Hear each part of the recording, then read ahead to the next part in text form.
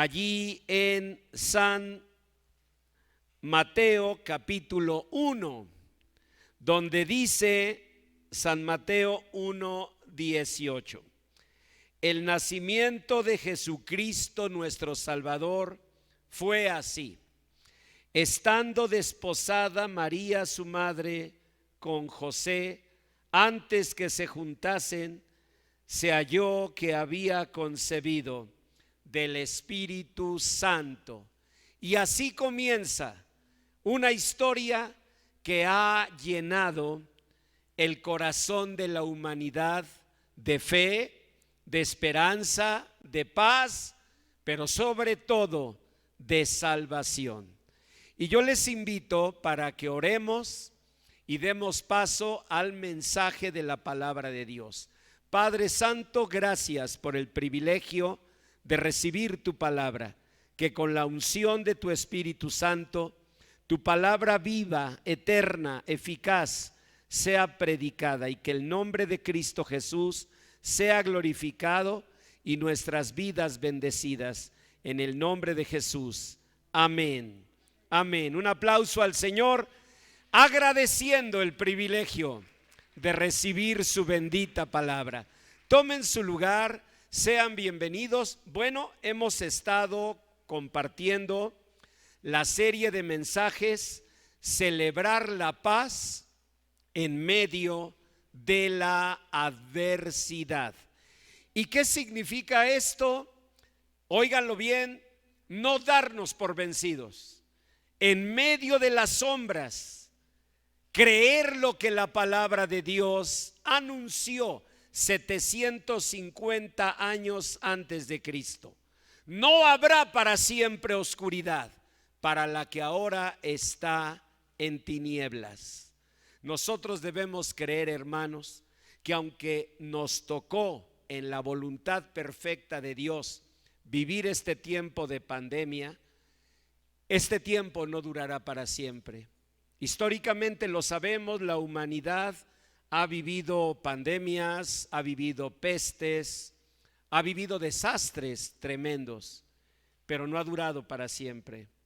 No para siempre habrá oscuridad, no para siempre habrá dolor para la que ahora está en tinieblas.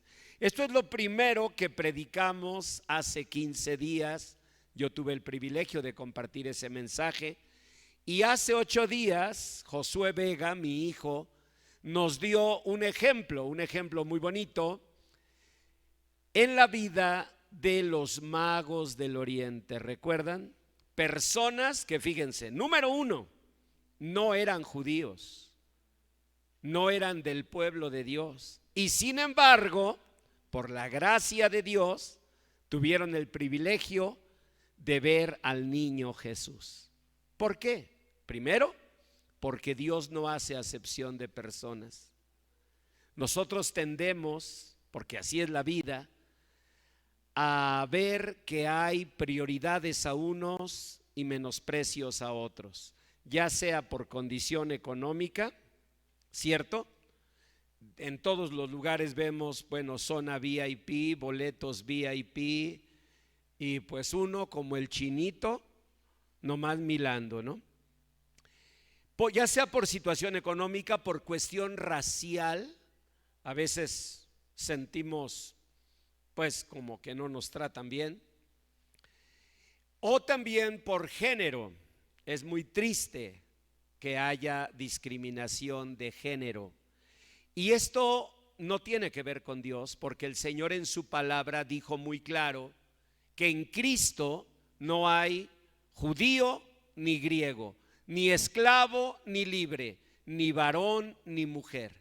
Dios no hace acepción de personas, y esto debería estar en nuestro corazón con firmeza.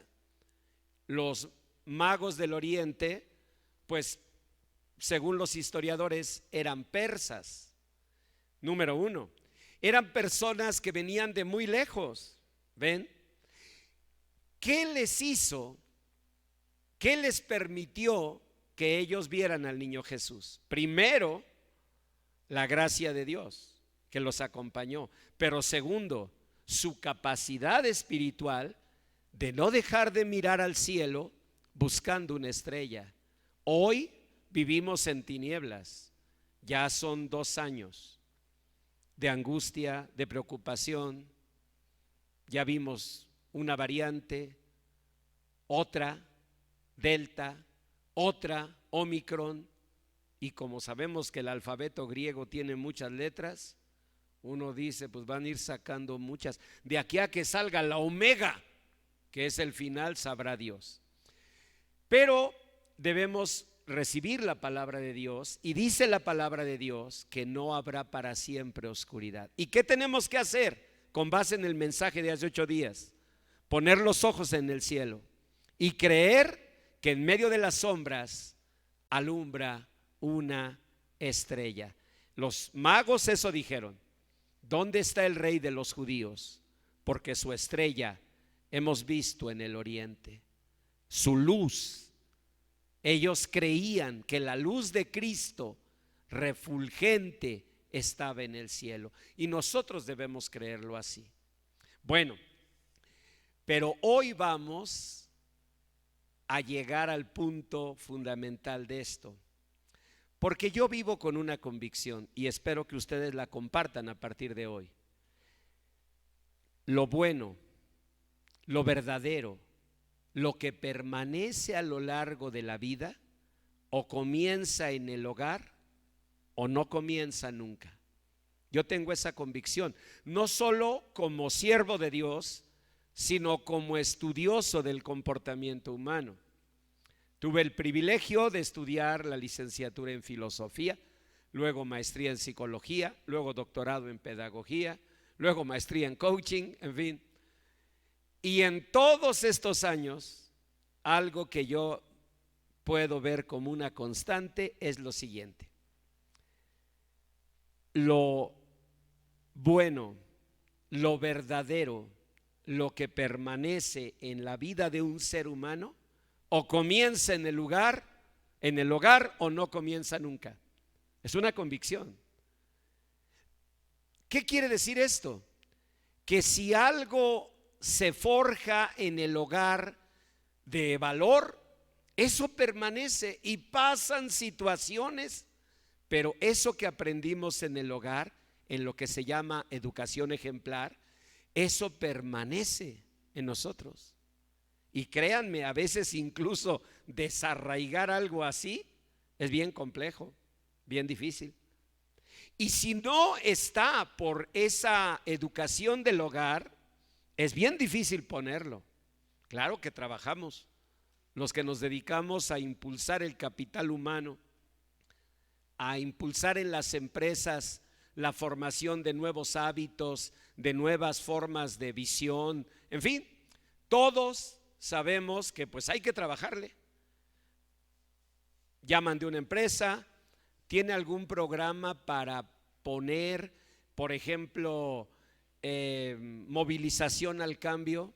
Pues sí, claro que tenemos. Y ese es el trabajo, llegar y tratar de implantar algo que uno sabe, oigan bien, que si se hubiera puesto en el hogar, no habría necesidad de hacerlo de manera artificial. ¿Ven? Nosotros conocemos de lagos, de jardines artificiales. ¿Por qué hay lagos artificiales? ¿Por qué hay jardines artificiales? ¿Por qué? Porque no se dieron naturales, ¿están de acuerdo? Y si se hubieran dado naturales, no hubiera habido necesidad de tantas cosas. Lo que quiere decir este pensamiento es, hermanos, celebrar la paz de la Navidad en medio de la adversidad no solo es una posibilidad, es una responsabilidad, es un deber de todos nosotros. ¿Saben por qué?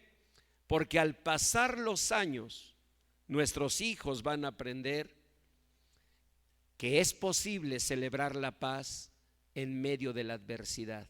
¿Y eso cómo lo hacemos?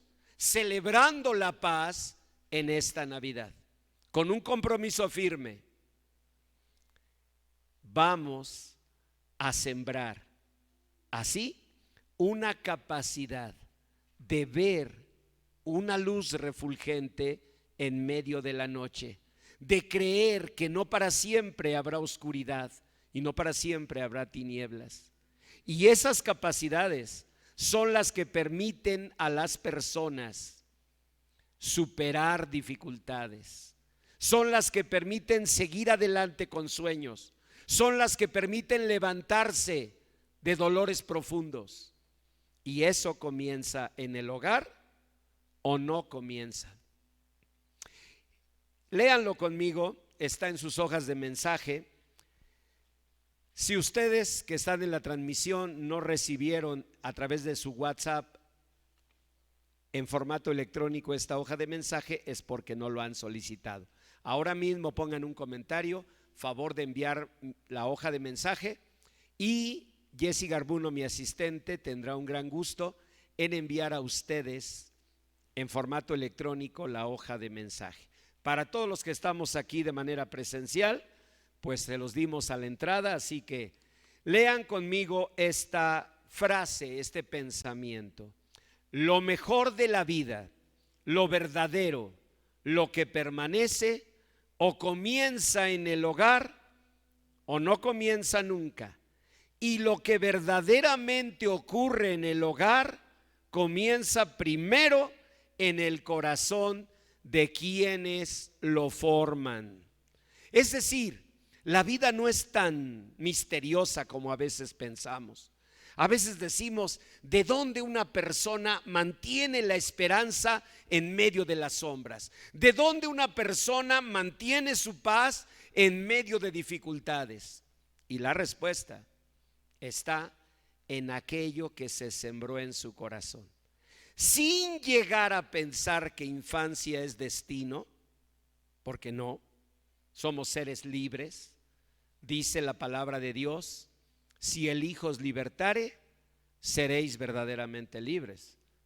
Dice en Romanos 8:1, ninguna condenación hay para los que están en Cristo Jesús.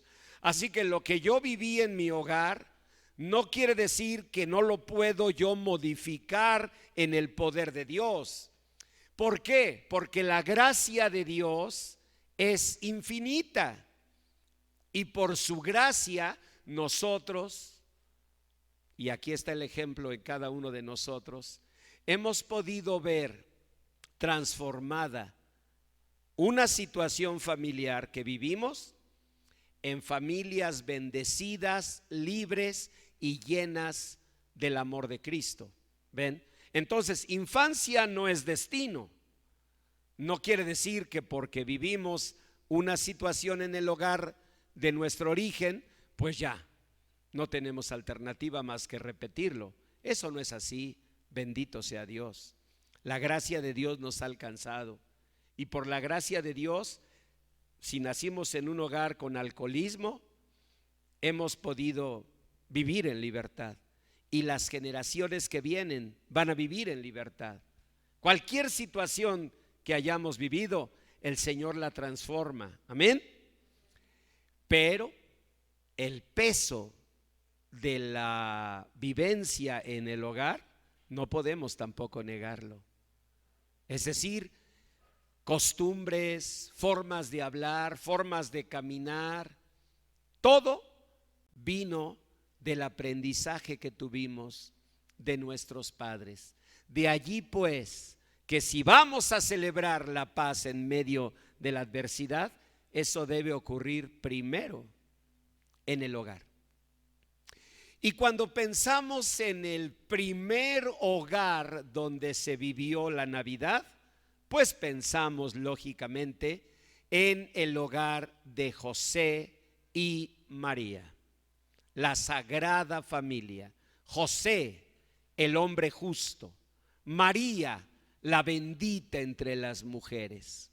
Son calificaciones que da la palabra de Dios. Aquí léanlo. Dice en San Mateo 1, verso 19, que José, el marido de María, era justo.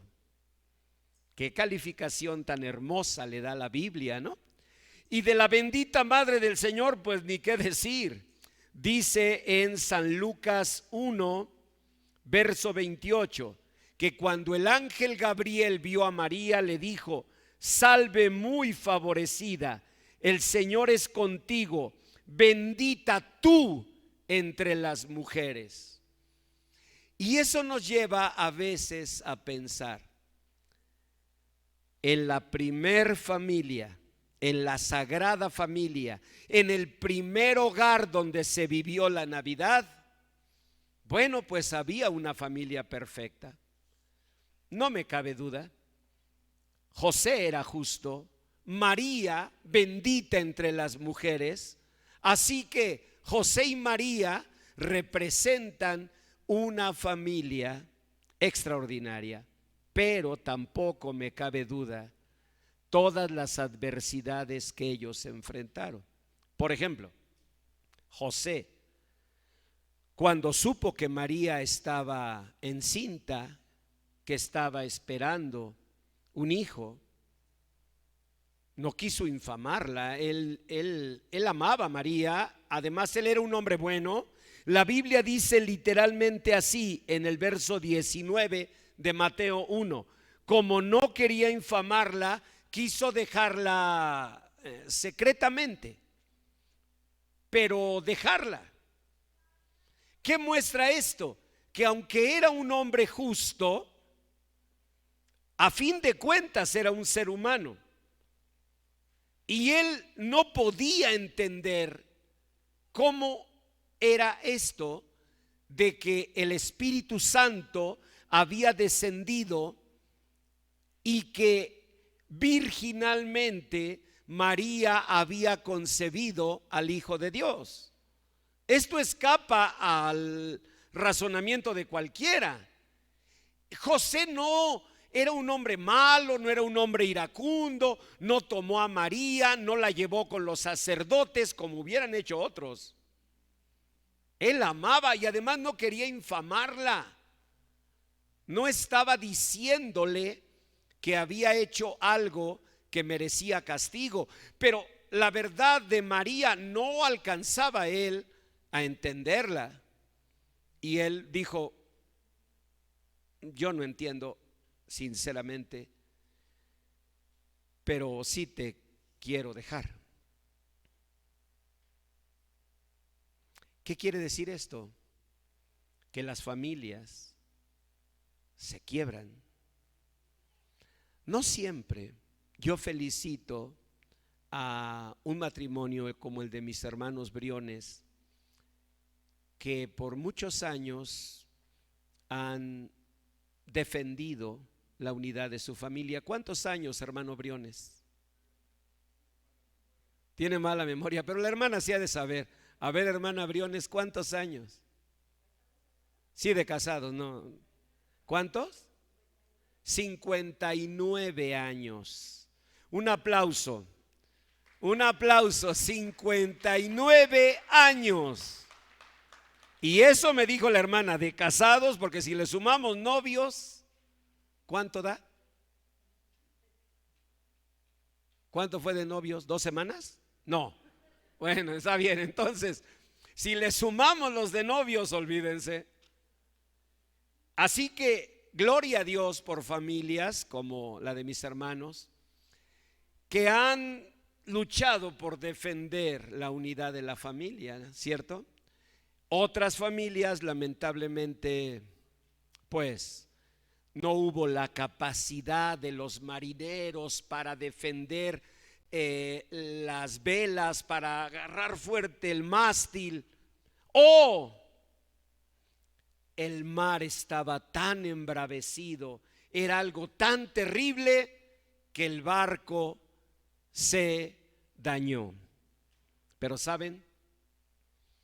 Lo importante es creer, óiganlo bien, que aunque el mástil esté roto y alguna vela esté desgarrada, ese barco que es tu familia, ese barco que es mi familia, es un barco en la voluntad bendita de Dios.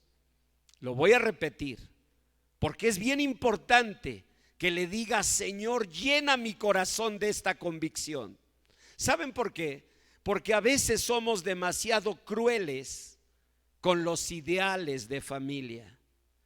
Y cuando vemos familias en Facebook, en Instagram, a veces nosotros somos engañados, porque se nos presentan imágenes ideales, y sin envidia y sin mala voluntad no dejamos de dolernos. ¿Por qué está allí papá, mamá, los hijitos con una gran sonrisa, y uno voltea, uno ve su familia y uno dice: Señor, ¿por qué mi familia es un barco con una vela desgarrada, con un mástil roto, con la popa dañada, con la proa afectada? Y cuando eso pasa, entonces viene un daño mayor. ¿Saben cuál es? Pensar: quizás porque mi familia no era tu voluntad. Eso yo me enfrento como pastor, pero también como terapeuta, ante la pregunta de muchas personas que me dicen: pastor, es que sinceramente yo creo que mi matrimonio fue un error. Siempre que me dicen, le digo: ¿me puede prestar una foto del marido? Y si sacan su celular, ahí está. Pues sí está feo. O sea, de lo que estoy seguro es de que tienes malos gustos, ¿no? Pero eso como sea, que Dios te perdone. Pero sabes, si tu matrimonio fue un error, entonces hay algo más peligroso.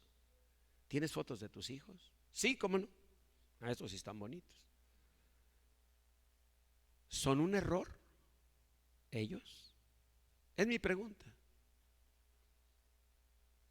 Si contestas que sí, entonces están aquí por un accidente caprichoso de la naturaleza. Están aquí hasta quizás por una situación dolorosa. En otras palabras, si son un error, ¿cómo buscas bendición de Dios en ellos? Dios bendice su creación. ¿Qué dice su palabra en el libro del Génesis? Y vio Dios que era bueno, e hizo el Señor los cielos, hizo el Señor los astros, y repite y repite y repite: y vio Dios que era bueno. Toda su creación es buena. Cada plantita que llena nuestros jardines, cada animalito que corre por nuestras selvas, es bueno. No hay nada imperfecto. Y dijo el Señor Jesús un día: vosotros valéis mucho más que esos pajaritos, hombres de poca fe. Tus hijos son perfectos. Yo sé que todos podemos decir amén. ¿O no? O sea, sé que algunos tienen hijos feicitos, con mucho respeto, señor Jorge, pero estoy seguro que aún así dicen, ¿verdad? Amén. Nuestros hijos son perfectos en el sentido de que su existencia es parte del propósito eterno de Dios. ¿Saben qué dice San Juan 1, versículos 12 y 13? Que nosotros no nacimos por voluntad de carne, ni por voluntad de varón, sino por la voluntad de Dios. ¿Y sabes qué significa? Que las circunstancias en que haya dadose la concepción, un matrimonio pues ahí como que no muy perfecto, o aún una situación dolorosa, eso fue un mero instrumento. Lo que está en la vida de tus hijos y de mis hijos es la voluntad soberana y perfecta de Dios. Y por eso nuestra familia debe ser rescatada de ese sentimiento. Lo primero que vemos en la Sagrada Familia, en la familia de María, la bendita madre de nuestro Señor, y de José, el hombre justo, es que sí, no cabe duda, ellos eran personas virtuosas, pero personas que defendieron, que lucharon por una familia. Porque María se enfrentó a una situación muy fuerte. Incluso lean ahí en San Lucas, capítulo 1, el versículo 38. ¿Cómo termina la anunciación?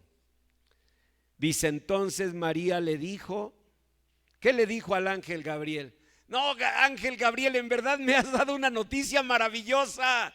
Voy a salir corriendo a gritar por las calles. Dios me escogió para ser la madre del Salvador del mundo.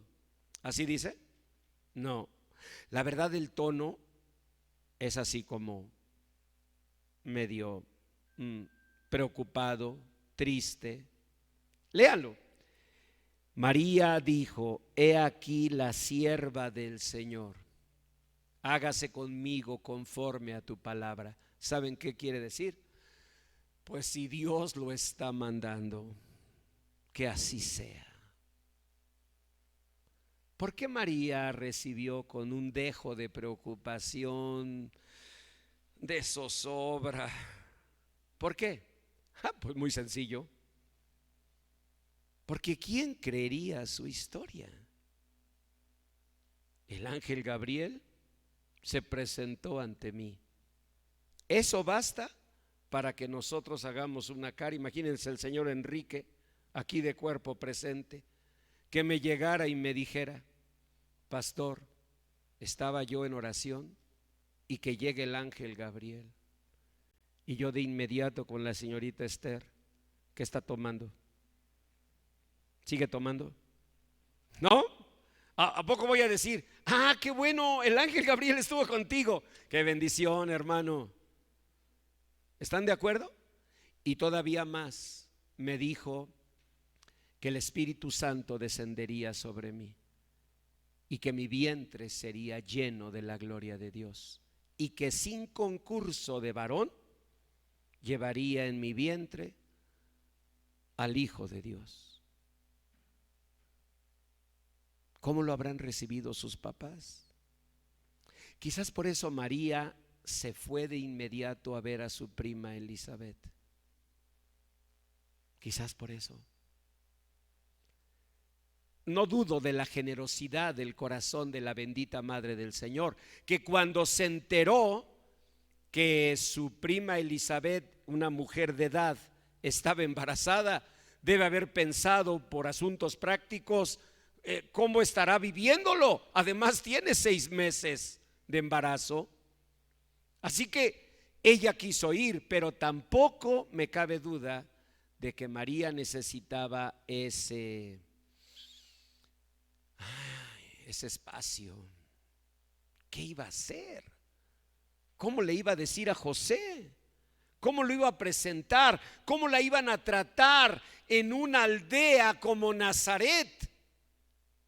¿Cómo iban a interpretar lo que ella vivía? Si el mismo José, el hombre que la amaba, pues no la acusó de algo malo, pero sí le dijo: sí te quiero dejar, no te voy a acusar, pero espero me entiendas, yo no puedo estar contigo. Y si eso dijo alguien que la amaba, ¿qué podía esperar de los que no? María, por eso le dijo al ángel: he aquí la sierva del Señor, hágase conmigo conforme a tu palabra. ¿Y saben qué significa para cada una de nuestras familias aceptar? Y aceptar con gozo situaciones difíciles que se han dado en nuestras familias. No hay familias perfectas, solo hay familias bendecidas por Dios, pero perfecta ninguna. Es cierto que hoy la cultura de Facebook, de Instagram, de las redes sociales nos invita a presentar momentos ideales y situaciones perfectas, pero eso es solo parte de esta cultura. Todos sabemos que en cada familia hay retos, que en cada mujer, en cada hombre hay dificultades. Así que no hay familias perfectas, pero hay familias bendecidas por Dios. Y la familia de José y de María, que era familia de la bendita entre las mujeres y de un hombre calificado por la palabra de Dios como justo, aún así tuvo que enfrentar adversidades, retos, dificultades. Y sin embargo, lo que es claro es que la gracia de Dios estaba con ellos. Léanlo ahí en San Lucas capítulo 1, verso 30. El ángel le dijo, y hoy nos dice a nosotros: María, no temas, porque has hallado gracia delante de Dios. Has hallado gracia.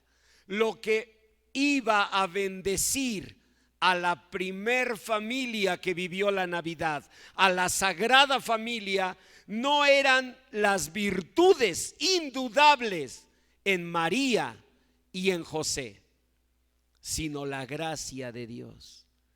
Y escuchen esto, hermanos, hermanas. Si una mujer bendita entre las mujeres como María y un hombre justo, porque así dice la Biblia que era, necesitaron la gracia de Dios, ¿cuánto más nosotros? Y debemos entonces comprender que lo que existe cuando vemos una familia victoriosa, no una familia modelo, cuando vemos una familia que permanece, no una familia perfecta, lo que vemos allí es la gracia bendita de Dios. Gracia que comienza cuando la familia se reconoce como una familia producto de la voluntad de Dios. Salmo 68:6. Dios hace habitar en familia a los desamparados. Tu familia, mi familia, es la voluntad de Dios. Dichosos los que pueden oír estas palabras con el marido y la esposa tomados de la mano. Dichosos los que pueden oír estas palabras con los 4 o 5 hijos alrededor de su mesa como plantas de olivo. Pero habemos quienes no tuvimos esa dicha. Habemos quienes vimos a la familia partirse. Mi familia se partió. Situaciones de mis padres, situaciones externas al hogar, como ustedes quieran. ¿Qué faltó? Pericia a los marineros para defender el barco, quizás. ¿O qué sobró? Tempestades en el mar que hicieron que el barco se rompiera, quizás también. De una cosa estoy cierto y agradecido con Dios: aunque el barco de mi familia de origen, el hogar donde crecí con mis padres y hermanos, se quebró y el mástil se rompió y las velas se desgarraron, tuve un privilegio. Mi mamá nunca nos hizo sentir desamparados, nunca nos hizo sentir huérfanos, nunca nos hizo sentir solos y nunca nos hizo sentir que no éramos como las familias perfectas. Y se los digo porque a veces las situaciones de la vida llevan a una mujer a tener que bregar en la vida sola con sus hijos. Y a mis ojos, y sé que a los de Dios, es una mujer admirable. pero a los ojos de la sociedad, a sus ojos, a veces se llena de vergüenza.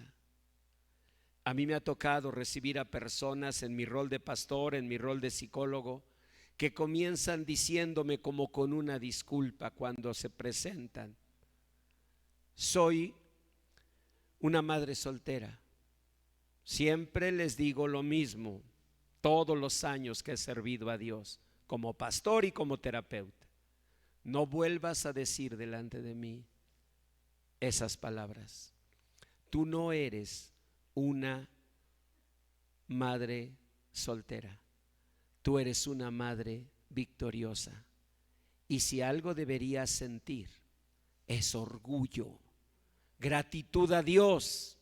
Si algo debería llenar tu corazón es mucha gratitud a Dios, porque tu barco, por situaciones del mar, por situaciones de los marineros, se rompió en una de sus velas, se desgarró en la popa, y sin embargo tú has seguido llevando al barco en medio de los mares.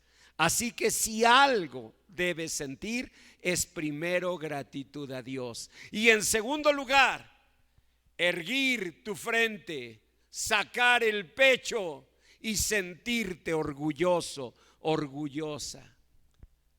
Porque en mi punto de vista, el capitán de un barco que viniera de la guerra,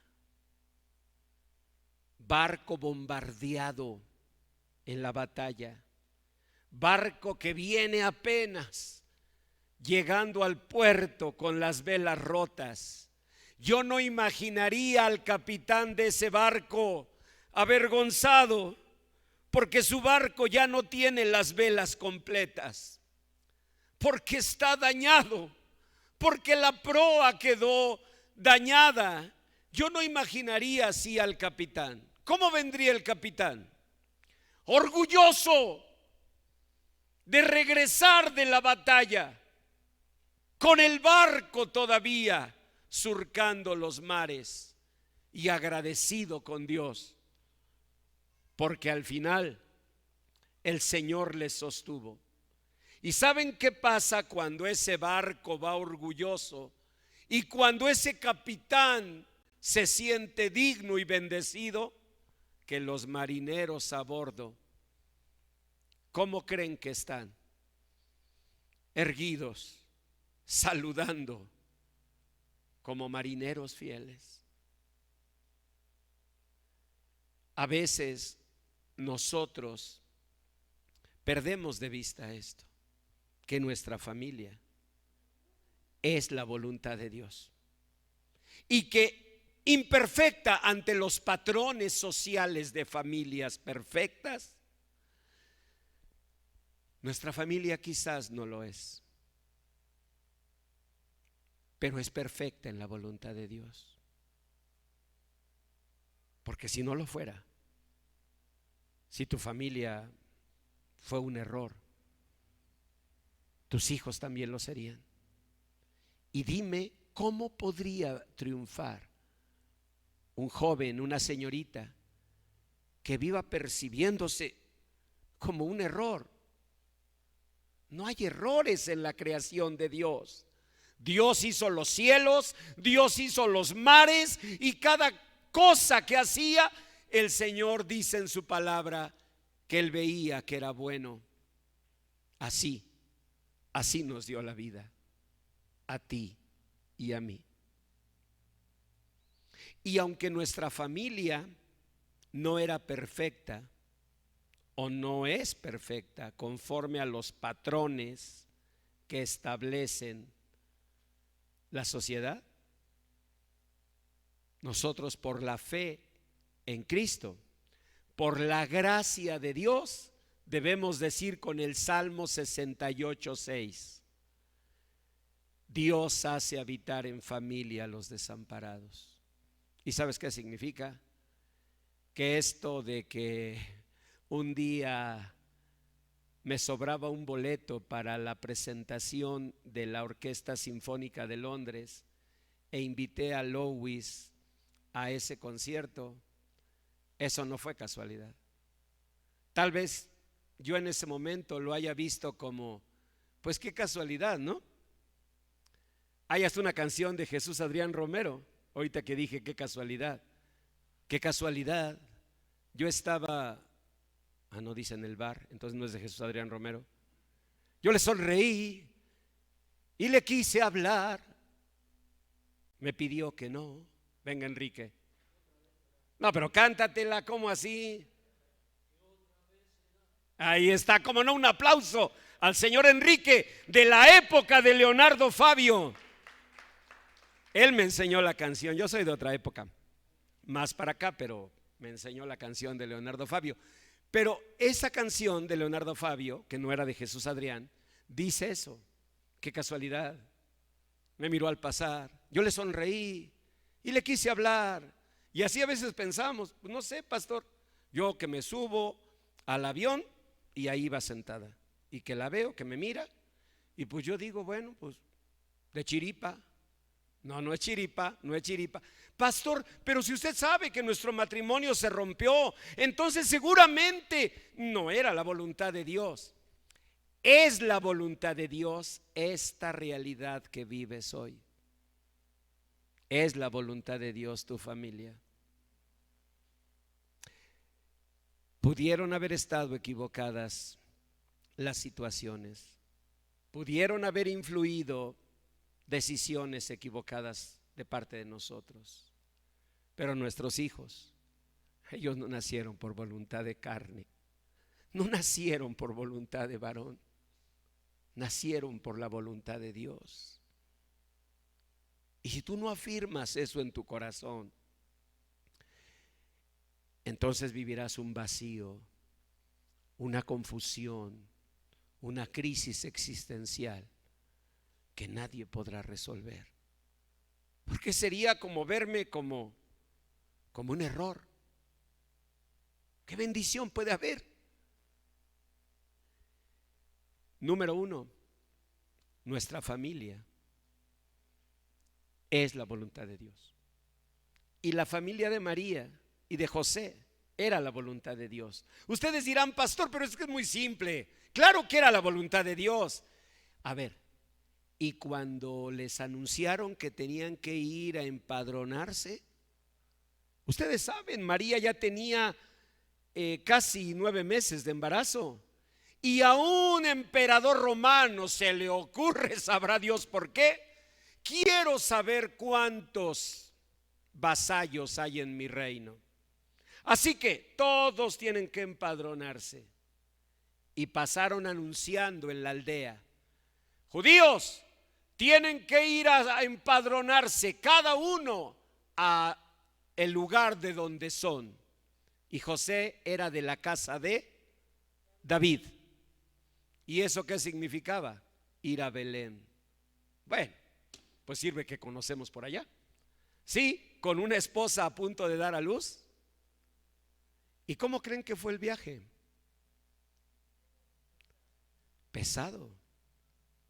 Toda la pictórica, toda la artesanía, todo el folclore en torno a los nacimientos nos hace ver las cosas muy bonitas, ¿no? Y es común para nosotros ver una pintura o una figurita donde va María sobre un burrito y ahí va José con ella, ¿sí o no? Yo nada más pregunto, ¿han montado burro? Si no han montado burro, entonces, ¿por qué dicen que fue fácil el viaje? Miren, como jinete, en mi punto de vista, no es difícil montar caballo. 2, para mí, en segundo lugar, camello. Camello es difícil, pero burro, no saben lo que es montar burro.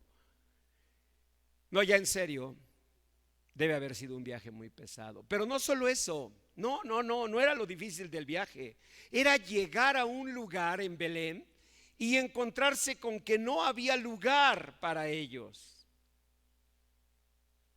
Ustedes pueden imaginar la tormenta en el corazón bendito de María, preguntándose, ¿cómo? Viene el ángel Gabriel, ¿no? y me dice: bendita tú entre las mujeres. Me dijo: salve, muy favorecida, muy favorecida, el Señor es contigo. Y no hay lugar en el mesón. Además, ¿quién va a nacer? El Hijo de Dios. O sea, para el Hijo de Dios no hay lugar en el mesón. O sea, no estaba pidiendo un Ángeles Campus Belén, un hospital de primer lugar, ¿cierto? No estaba pidiendo una sucursal del ABC. Son hospitales. Bueno, está bien para que se entienda. De la Clínica 27. No estaba pidiendo eso. ¿Qué pedían? Un mesón. Y no hubo lugar en el mesón. ¿Y saben qué significa?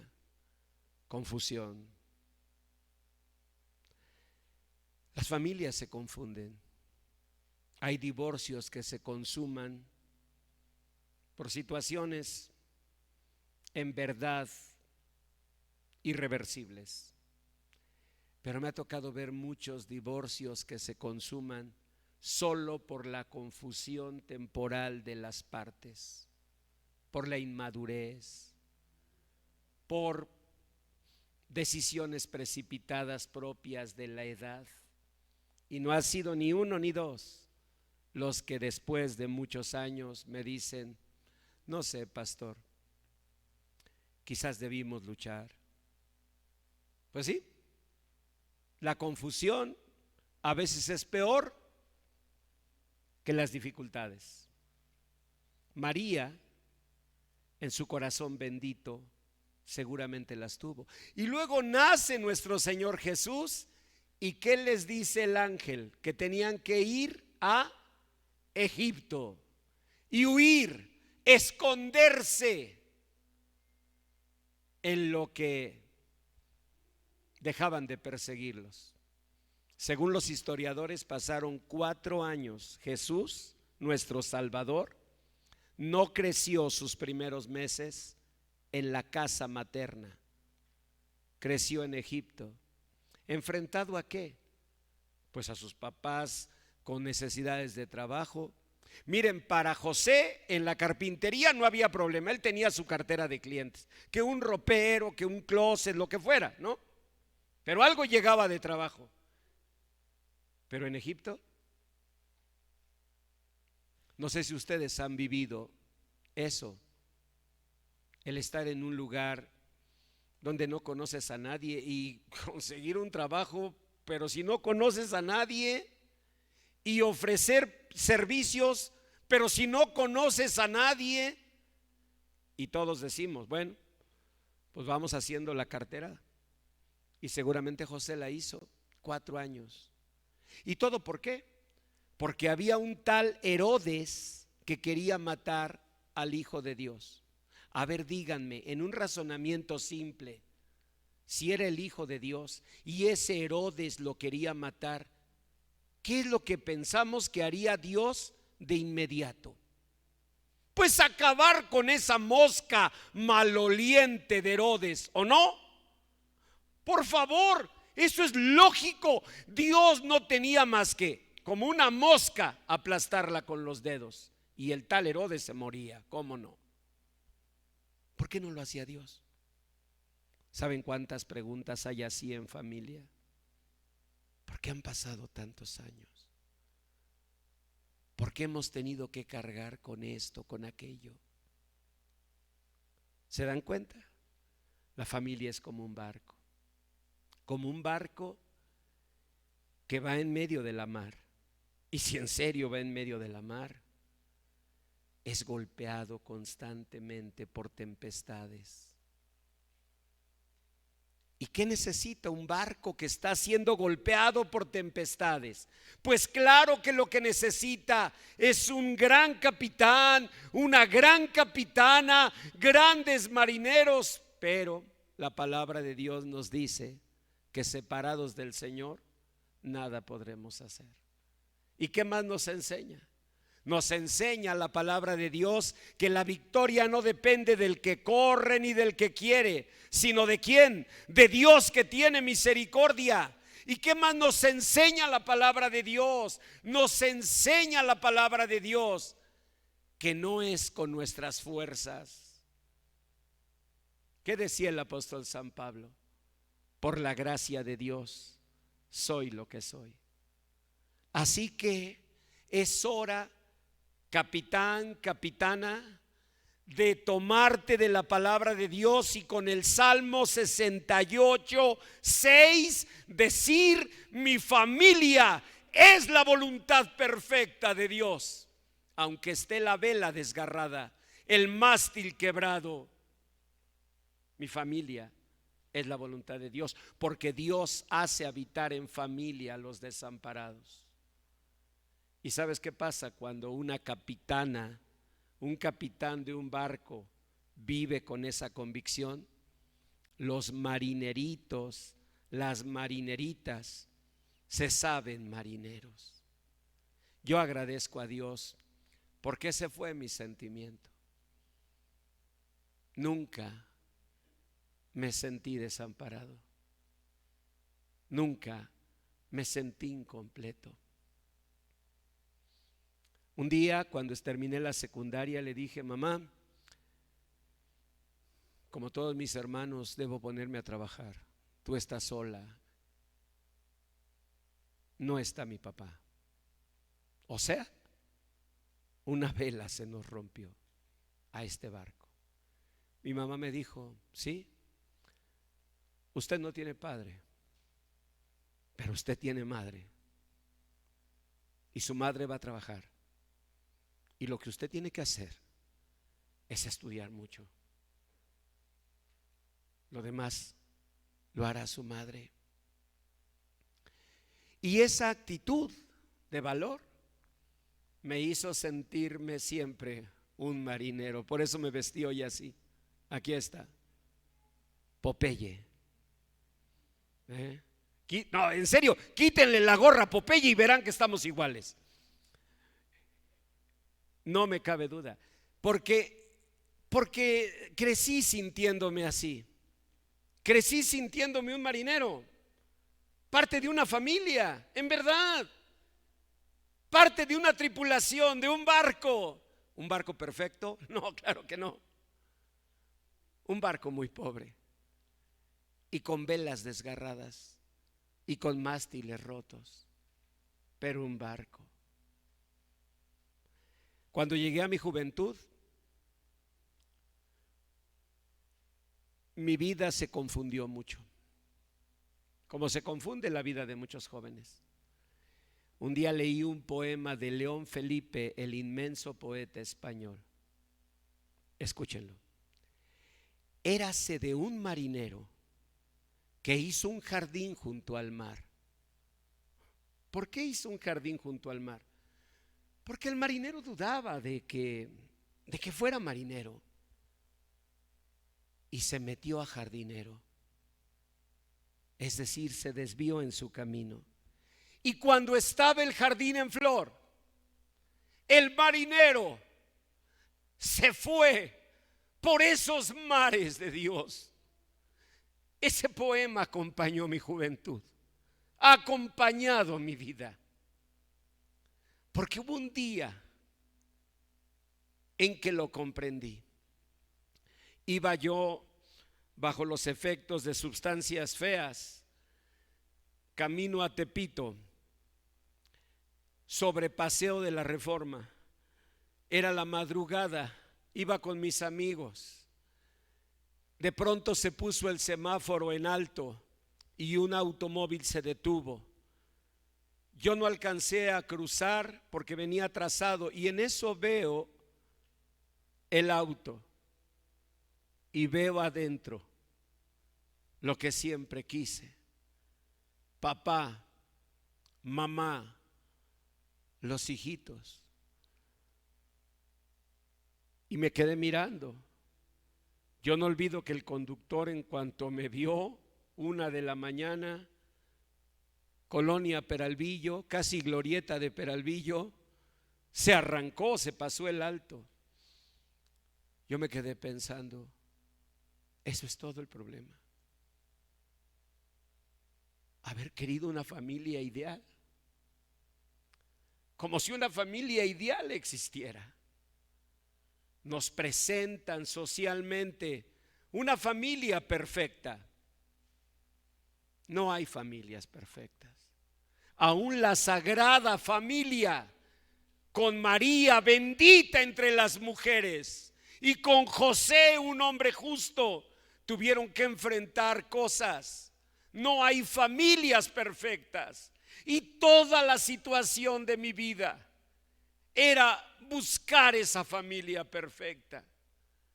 En ese momento lo comprendí. Yo no conocía a Cristo, lo conocí casi un año después. Pero sé que la luz del Señor me dio discernimiento. En ese momento ahí sobre Paseo de la Reforma lo comprendí. Eso es todo el problema de mi vida. Si estoy metido en esta basura, es porque me duele mucho. Jóvenes que están aquí quizás no están consumiendo cosas negativas, pero están ahogados en sentimientos, en dolores, en confusiones, porque en el fondo dicen: yo quiero una familia perfecta. No hay familias perfectas. Hay familias bendecidas por Dios, como no hay barcos perfectos. Si de veras fueron al mar y si de veras fueron a la batalla, vienen heridos todos. ¿Saben lo que hay? Hay barcos conducidos por capitanes que no se rinden, por capitanas que no se rinden, bendecidos por Dios. Yo recuerdo que en ese momento mis amigos me gritaron desde la otra acera: vámonos, vámonos. Yo les dije: ya no. Me decían mis amigos: ¿qué? ¿Ya no? ¿Ya no qué? No, ya no. Ya no. Y me eché a correr sobre el Paseo de la Reforma, muy mal físicamente por lo que traía arriba, pero libre. Regresé y pensé: esta es mi familia. Esta es mi familia. Mi mamá, mis hermanos, en las condiciones en que estábamos. Por eso el poema de León Felipe está en mi corazón. Érase de un marinero que hizo un jardín junto al mar, un sueño, y se metió a jardinero a querer encontrar ese sueño, esa fantasía.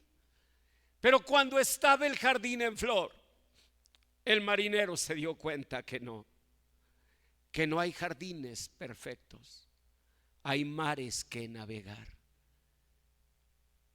Y el marinero se fue por esos mares de Dios. ¿Saben qué significa? Significa ver la bendición de Dios en la condición en que estamos. Nunca debemos dejar de agradecer a Dios y enorgullecernos los que somos hijos e hijas de mujeres, de hombres que no tuvieron una vida perfecta, que no tuvieron un barco perfecto y que sin embargo nunca dejaron de navegar y de hacernos saber que nosotros somos marineros. Por eso me vestí así, hombre. Bueno, fue lo más cercano que encontré para marinero. Por eso, porque yo creo que cada uno de nosotros somos marineros y que el verdadero capitán es Cristo. Lo primero que tenemos que hacer es: mi familia es la voluntad de Dios. Segundo, una fe invencible en la gracia de Dios. No depende del que corre ni del que quiere, de Dios que tiene misericordia. Y una esperanza viva en un futuro mejor. José y María deben haber pasado muchas horas conversando de esto con su niño en la cuna. ¿Cómo puede ser que este pequeñito es el Hijo de Dios y estamos escondidos en Egipto, sin trabajo, pasando penurias? ¿Cómo puede ser? ¿Sí? Puedes quedarte en eso. ¿Cómo puede ser que mi familia... Ay, pastor, usted habla de un barco con una vela rota, con un mástil quebrado. Si usted viera mi familia, pastor, es un barco, yo siento que ya casi deshecho. Sí, casi.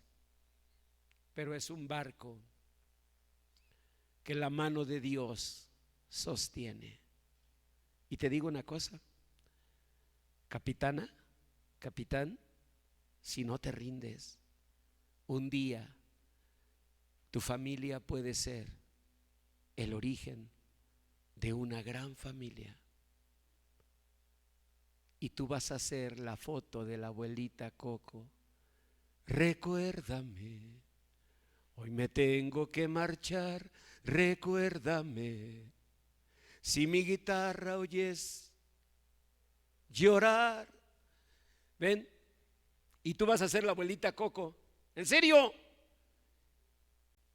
Y van a decir, ¿y dónde comenzó la familia? Con mi abuelita Coco. Oye, su familia era un barco muy pequeño, ¿no? Muy pequeño. Ella era sola. No tenía sus velas completas ese barco. No. Y nada más había una marinerita, un marinerito. Pero la familia creció. Y mira la foto de ahora. Y una gran familia, en número, en felicidad, en bendición. Recuérdame. ¿No creen? La gracia de Dios es infinita. La gracia de Dios es para siempre. Les voy a contar algo. Yo sé que van a pensar que estoy bromeando porque siempre bromeo con cosas así. Pero una Navidad que pasamos mi familia y yo muy especial, seguramente inolvidable, fue en Salzburgo, en Austria. Yo sé que dicen, ay pastor, no, es en serio. Miren, lo que pasa es que quisimos pasar una Navidad en Europa hace algunos años y nos fuimos a varios lugares, pero la idea era que el 24 estuviéramos en Austria y especialmente en Salzburgo. ¿Por qué? Número uno, porque ahí nació Mozart. ¿Ven? Y yo fui arrullado con música de Mozart. Sinfonía 40. Tururú, tururú, tururú, tururú, tururú, tururú. No es cierto, me arrullaban con canciones de la Santanera. Si yo no sé por qué, un policía que desnudo a la cárcel se llevó. Bueno, mi mamá que tenía sus gustos, ¿no?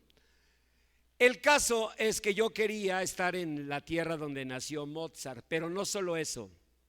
Louis quería estar en Salzburgo porque ahí se filmó la película que más le gusta, La novicia rebelde. Por cierto, un saludo de Louis, ella está disfrutando a 2 de sus nietos allá en Baja California.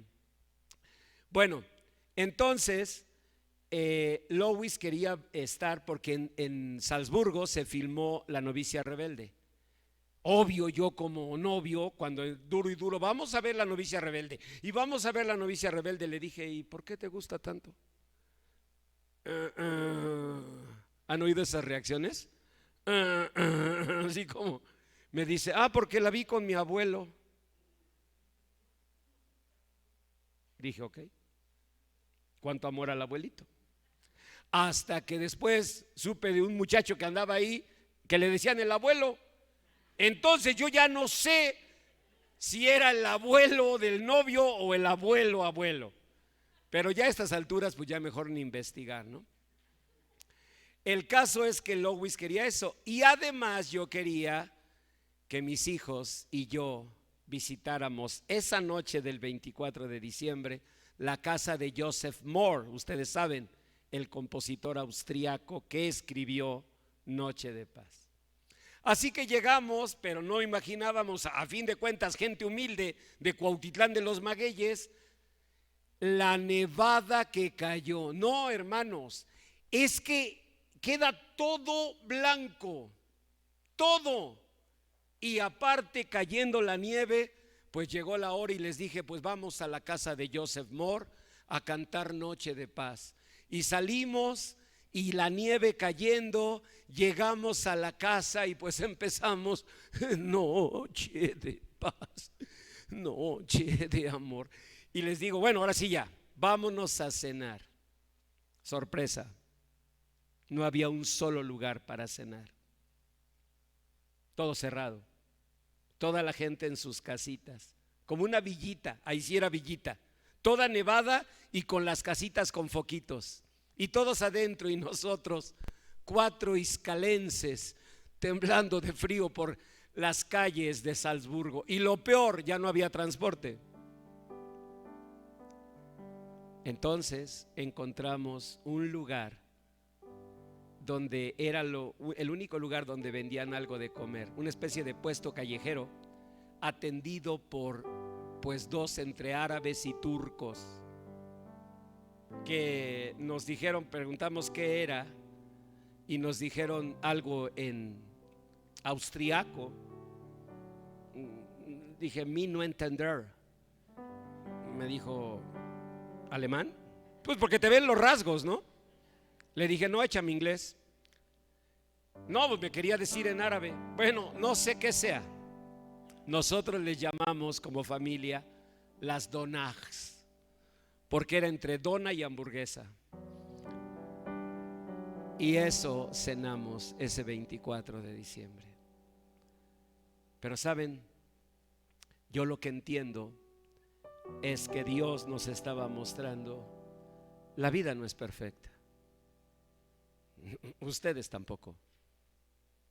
No hay familias perfectas. Solo hay familias bendecidas por Dios. Y si somos bendecidos por Dios, no es porque lo merezcamos, es por su gracia infinita. Y todo comienza cuando tú crees que tu familia es la voluntad de Dios.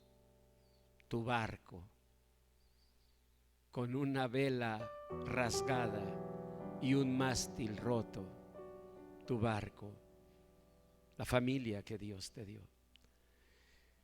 Yo les invito por eso a decir estas palabras de Joseph Mohr e imaginar que estamos en Salzburgo, que está cayendo la nieve, que sentimos que estamos solos, pero no estamos solos, el Señor está con nosotros y podemos decir: noche de paz, noche de amor. Todo duerme en derredor, y entre los astros que esparcen su luz, ve anunciando al niñito Jesús. Brilla la estrella de paz, brilla la estrella de paz.